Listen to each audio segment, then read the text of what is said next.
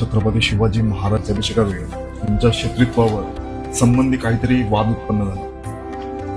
कला वाद्यंत स्थिती या वचनाचा घोळ घालून त्यावेळी काही लोकांनी अभिषेक समारंभाला शिवाजी महाराज क्षत्रिय नाहीत म्हणून विरोध करायला सुरुवात केली.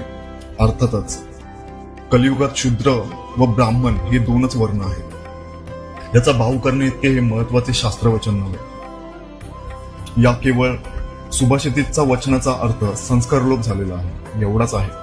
आजही सूर्यचंद्र वंशाचे क्षत्रिय आहेत व परंपरेने ब्राह्मण इतकेच ते वंशदृष्ट्या शुद्ध आहेत असे राजपुतानेतील राजवंशाच्या वंशावळी आपल्या ध्यानात येईल, पाहिल्या तर ध्यानात येईल. म्हणूनच गागा भट्टांसारख्या थोर पंडित 4 वेद 6 शास्त्रे योगाभ्यास संपन्न ज्योतिषी मांत्रिक सर्व विद्येने निपुण कलियुगाचा ब्रह्मदेव अशा व्यक्तीने राजे यांचा वंशाचा शोध करिता त्यांचे घराणे क्षत्रिय शिसोदे उत्तर येऊन दक्षिणेचे घराणे आले तेच राजांचा घराणे असे शोधिले.